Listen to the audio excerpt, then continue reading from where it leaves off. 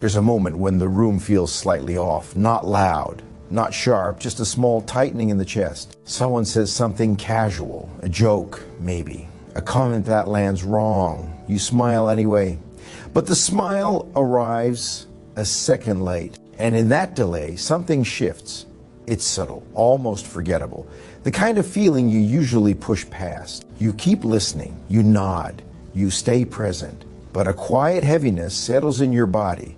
Not sadness exactly, not anger either. More like a low pressure, a sense of being slightly misaligned. You tell yourself it's nothing, just a mood, just a long day. But it keeps happening in different rooms, with different people. Always small moments, always easy to dismiss. There's a pause before you speak now, pause that didn't used to be there. Words get measured, rephrased, softened, not because you're unsure of them, but because you're scanning the space first, watching faces, listening for tone, feeling for shifts in the air you're trying to land safely. And most people never notice that effort.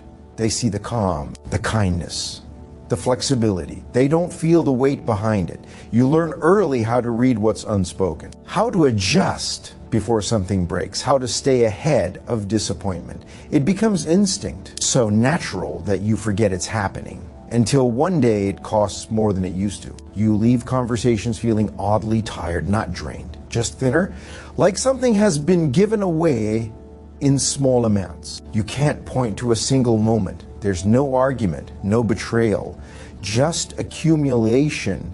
You start noticing how often you wait for approval, wait for warmth, wait for signs that you've done enough. And even when those signs come, they don't land the way they once did. Praise feels brief.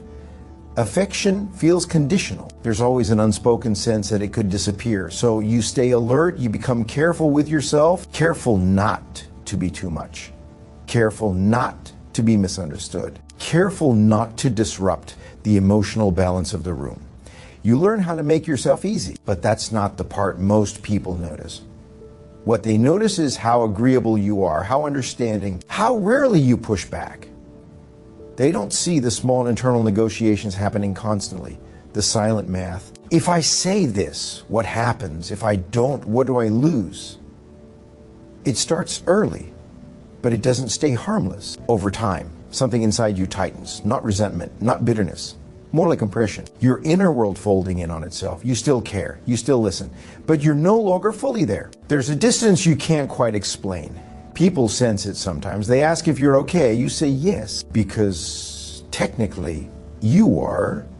Nothing is wrong enough to name. That's where it starts to change. Not in a dramatic moment, not with a decision, but with a quiet realization you don't fully articulate yet. You notice how often your attention is outward, how rarely it rests inside you. You notice how your body reacts before your mind does. A tightening before a smile. A sigh you don't hear yourself release. You begin to feel the cost of being palatable, but you still don't call it that. You just feel tired in a way sleep doesn't fix. There's a heaviness behind your eyes, a slowness in your responses. You start choosing silence more often, not to withdraw, just to rest. But silence changes how people respond to you. Some lean in, others pull away. You notice who only stays when you're easy. That noticing stings more than you expect. You tell yourself you're imagining it. But patterns repeat. And repetition has a way of becoming undeniable. You begin to feel something else beneath the fatigue, a faint irritation, not toward others, toward yourself, for always bending first, for translating yourself into something smoother, for making space while shrinking your own. You don't judge it yet. You just feel it. And feeling it is new because for a long time, you didn't let yourself feel that part. It didn't fit the role you learned to play, the role of emotional balance, the role of understanding. You were good at it. Too good. There's something quieter happening underneath all of this, slow uncoupling.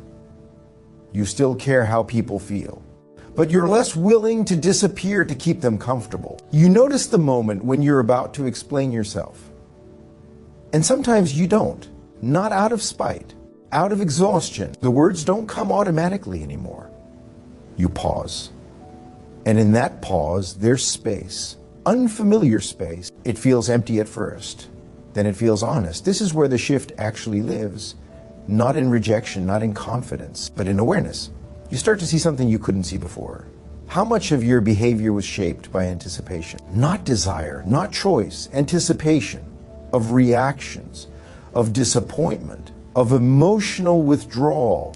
You weren't trying to be liked in a shallow way. You were trying to maintain connection, to keep the emotional field stable, to avoid rupture. And somewhere along the way, that became more important than being fully present as yourself, not consciously, gradually. This isn't a failure. It's a survival pattern, one that once kept you safe, but safety has a cost when it outlives its purpose. You begin to recognize that the effort to be liked was never about ego. It was about preserving closeness, about preventing loss before it happened. And when you see that clearly, something softens. Not relief, permission. Permission to stop performing emotional maintenance nonstop. You realize you've been working in rooms where others were resting, holding tension that wasn't yours, adjusting temperature you didn't set, and you're tired. That tiredness isn't bitterness, it's clarity. You notice how different it feels when you don't manage the moment, when you let a silence exist, when you let a misunderstanding linger without rushing to fix it. The world doesn't end. Some people shift uncomfortably. Some fill the space themselves. Some leave, and that hurts, but it also tells the truth. You see which connections required your constant translation, which ones only survived when you softened yourself first. This isn't empowering, it's sobering. There's grief in it. Grief for how much you carried without realizing it was optional. Grief for how long you believed harmony was your responsibility alone. The moment you stop trying to be liked isn't loud. It doesn't announce itself. It feels like standing still while the room keeps moving. You don't withdraw. You just don't chase alignment anymore. You let yourself be slightly misunderstood. You let your expressions be incomplete. You let your tone be neutral instead of reassuring. And inside, something steadies. Not confidence, ground. A sense of weight returning to your body. You feel more solid, less spread thin. You're still gentle, still aware, but the urgency is gone. You no longer rush to smooth edges. You allow pauses to remain pauses, and in those pauses, you feel yourself again, not the version shaped to fit the room, the quieter one underneath, the one who doesn't need to be liked to exist. The ending isn't neat. Some relationships shift, some fade. You don't dramatize it. You simply notice. And that noticing feels strangely calm. You stop scanning faces for approval. You start listening to your own internal signals instead. They were always there, just drowned out by effort. Now they're clearer, not louder, clearer. The moment passes without ceremony. Nothing changes on the outside immediately. But inside, something has settled. You're no longer trying to earn your place in every room. You're just there. And for the first time in a long while, that feels like enough.